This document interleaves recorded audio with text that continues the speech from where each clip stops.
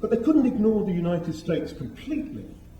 The United States, at that point in time, was becoming the world's dominant cultural power.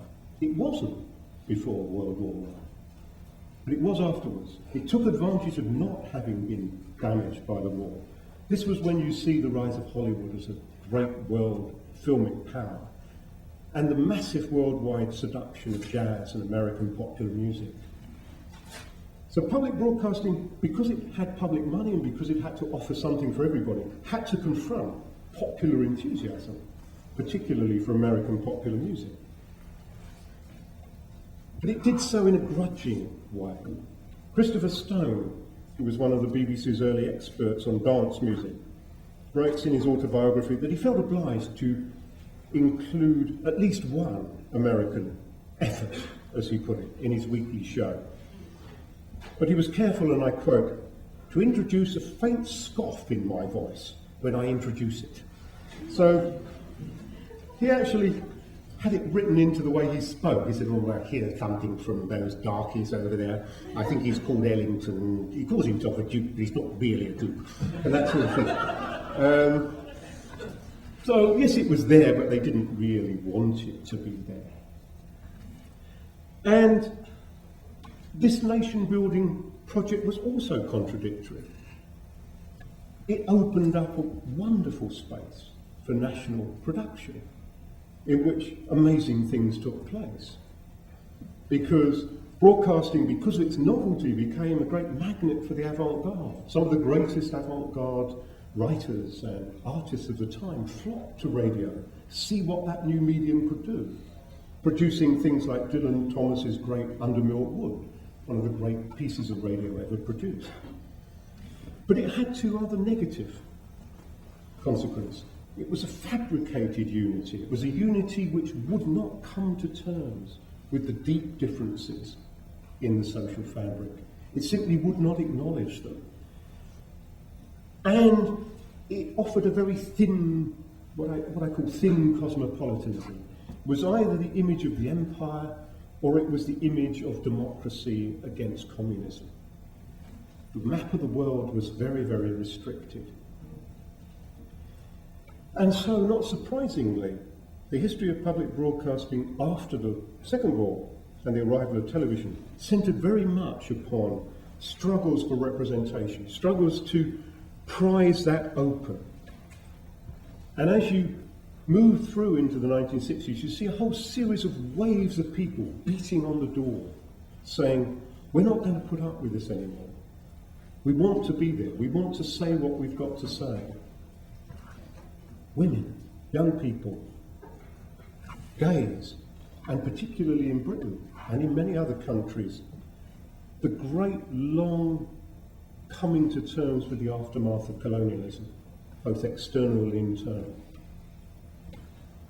Post-colonial broadcasting is still a massively problematic project. But the loss of empire was an enormous trauma. But gradually you see public broadcasters beginning to respond to that. They begin to devise new kinds of programs that will accommodate these voices and give them a space. In the most radical version, they actually hand the cameras over to people to make their own films, their own programs, over which they have editorial control. But there are other things. You begin to see the introduction of talk shows which are debating these issues in a much more open way. You have a new style of documentary based on the free cinema nouvelle vague idea that you try to get as close to everyday life as possible. You don't have a voiceover commentary. You simply have raw slices of life. And at a structural level, you see new channels developing. SBS in Australia, for example, which originally is to accommodate migrant communities and later becomes a much more ambitious project to accommodate those voices which are excluded from the mainstream. Similar project in Britain with Channel 4, which its charter expressly begins with the injunction that it must cater for those voices that do not have sufficient representation in other places. The problem is that it's exactly at that moment when public broadcasters are beginning to understand and beginning to respond to this crisis of representation and beginning to overcome the negative parts of this dichotomy, when you get the great wave of marketisation sweep over the broadcasting industry. That you move from a situation where public broadcasters have a very central and reasonably secure role, increasingly to a very precarious and embattled position, as you have waves and waves of commercial intervention, new cable stations, new satellite stations, new terrestrial commercial stations. Europe's a very good example.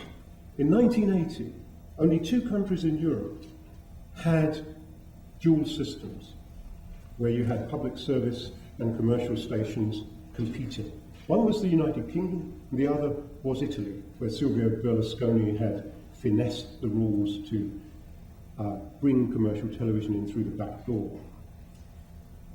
All the others, apart from Luxembourg, that always had a commercial monopoly, but it's tiny. I mean, it's about the size of downtown. I mean, you can walk across Luxembourg in 5 minutes. It's not exactly a big player, although it has been a big player in terms of hosting commercial broadcasting that was beamed to other parts of Europe. Every other major European country had a public monopoly. This is in 1980. By 1997, only 3 public monopolies were left: Austria, Ireland and Switzerland, and all of them were actively negotiating to introduce commercial television. So in the space of 2 decades, you go from a situation where public broadcasting was the only game in town to a situation where the dominant force is a commercial force. This goes along with this battering down of the market barriers, goes along with a massive shifting of the regulatory system away from a defence of the public interest and towards the promotion of competition. If you can secure consumer rights of choice in the marketplace, you will have done all that is necessary to guarantee democracy and freedom. We can begin to see why that is problematic if you actually look at the programming consequences of this great market push. Superficially, it looks wonderful. There are more ordinary people on television than at any time in the history of broadcasting. Television is awash with non-expert opinion. It's awash with ordinary lives. It seems to have solved overnight the problem of representation and participation. Everybody's on television all the time, and they're speaking in their own voice. But consider the formats in which this happens. Talk shows across Europe have moved from being forums for the discussion of public issues to really being public counselling and therapy sessions for the cure of people's personal agonies and disablements. But the Jerry Springer, we don't have fights. Well, they do actually in the Netherlands now. But the idea is not to debate public issues. The idea is to investigate in a very voyeuristic way the intimate details of the breakdown of family life. So you see a kind of a massive individualisation of the talk show format. You see the rise of something called reality television, which is one of the great marketing cons of all time. It should be banned, reality television, the term reality television. But what is reality television? The 2 most successful formats in the history of television have been Big Brother and Pop Idol. And what do these formats do? They're a very clever hybrid of the fly-on-the-wall documentary and the game show. So you have people imprisoned in a house, to which they've consented, who are filmed 24 hours a day, except on the toilet. Even European countries don't film them on the toilet, although they will soon, I'm sure. And they're competing for a prize. And this is closer, supposedly, to everyday life. But it's interesting. What is it that they're competing for? It's not only the prize, they're competing to become celebrities. In Pop Idol, of course, they're competing to become a pop star. But all of the Big Brother contestants become celebrities. They get to open supermarkets, they get to go to the first nights of movies. People know who they are. And what is a celebrity? A celebrity is an investment advisor in the supermarket of styles. That's what celebrities are for. They tell us how to dress, how our front room should be kitted out. We have celebrity magazines. There's a wonderful magazine which is called Hello magazine, which features people you've never heard of. They're minor mates of Prince Charles, and they're people who've been on game shows like Big Brother. And they have features of their homes. They invite you into their home. This is what I've done with all the money, isn't it wonderful? Nothing at all to do with citizenship. It's to do with consolidating a very individualistic, consumerist view of the world. But this is all of this massive shift, this hijacking, if you like, of the rights of participation and of deliberation and of representation, is taking place against the background of something else, a massive, unstoppable shift in the technology of broadcasting, away from analogue to digital. Now, this is unstoppable because governments around the world are determined to do it because they want to release the spectrum space currently occupied by the very bulky broadcasting signals and sell it off for other purposes, mainly telecommunications and data transmission. They see enormous sums of money being bid in auction for this spare spectrum space. This transition towards a fully digital broadcasting environment has the capacity to change utterly public broadcasting's future. In two ways. First of all, it allows more channels to come on stream, and public broadcasters have been experimenting with that potential. The BBC has a whole series of new channels which have just been judged by an official report to be successful. The most successful is the channel for preschool children, CBeebies. When that was first proposed, the commercial lobby argued there was no point in having it because they already had lots of children's channels. So they do. The argument was that children and their parents have a right to watch television without being interrupted by advertising. And that CBeebies, if it did nothing else, if it offered a service without advertising, would be significantly different to all of the commercial channels. This is now seen to be a very successful adventure. So public broadcasters have the chance to have new channels which will allow them to serve audiences which have been squeezed out of the main channels. They're also experimenting with the interactive capacity of digital television. So that in the last few months, for example, to give you some European examples, people have been able to select which Olympic events they watch. They don't have to watch the one that's being broadcast. They can choose from a menu. They can register how they want the plot of a radio play to develop. The play's interrupted at different points and they're given options as to how they want it to move on. They can, on the BBC News, pull down a menu which gives them lots more background material on the stories that are currently running on the screen. And they can take part in games and other activities related to programmes they've just seen, entertainment and drama programmes, after the transmission's finished. Interactivity has been trumpeted as a great victory for consumer power. But we have to be very careful about that. The fundamental relationship between broadcasters and audiences in all of those situations is exactly the same. It is still a top-down system. Viewers are still operating within a set of menus that have been determined by program makers. These menus are now increasingly flexible, but you're still not allowed into the kitchen. You can't cook in the kitchen. You can have 100 dishes, but you can't cook. I want to argue that the real possibility for changing public broadcasting lies with the internet.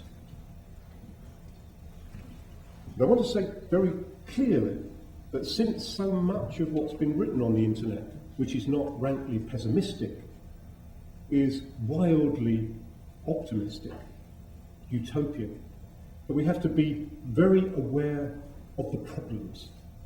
The internet is not, in its present form, a cure. In fact, it may be more of a problem than a cure. There are three really important problems with the internet at the moment. First of all, access is still everywhere highly stratified. It's highly stratified by income, stratified by age, and it's stratified by educational level. So you have substantial numbers of poorer households, elderly people, early leavers from education, who face the prospect of being permanently excluded. Even if they manage to get basic connectivity, the system is going to run away from them.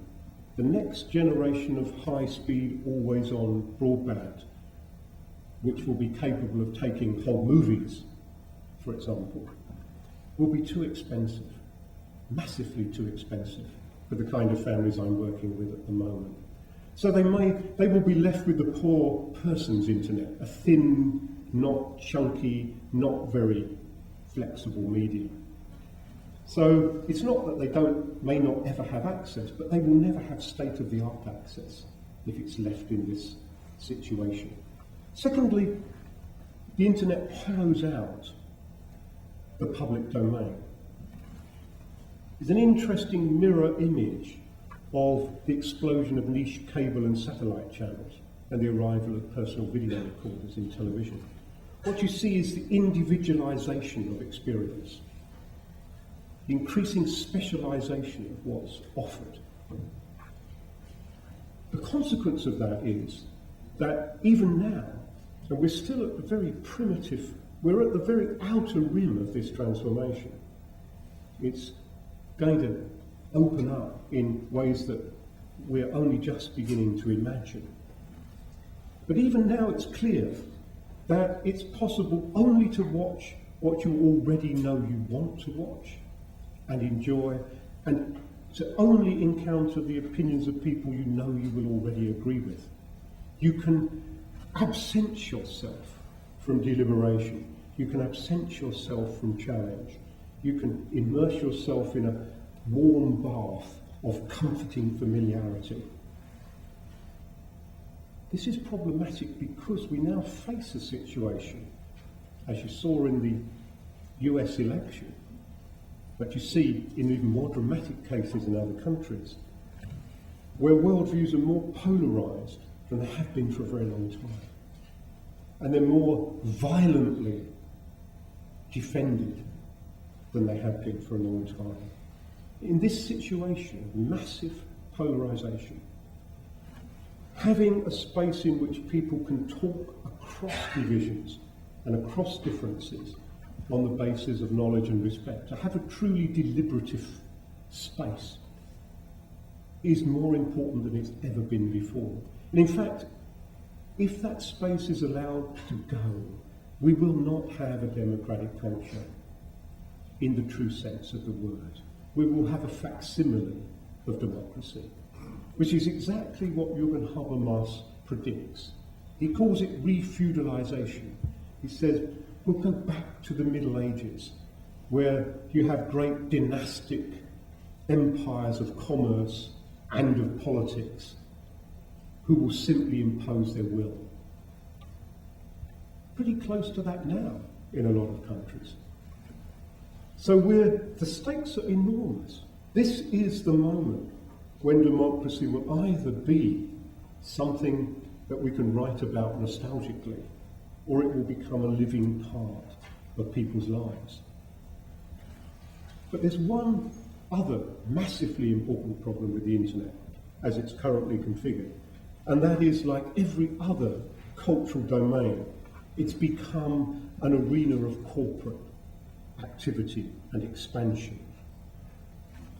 And it's a paradox that the increasing individualisation of consumption and the trumpeting of consumer choice has been accompanied by an unprecedented consolidation of media ownership and the rise of corporations of unprecedented reach across the entire domain, not just of the media, but of leisure, of sports.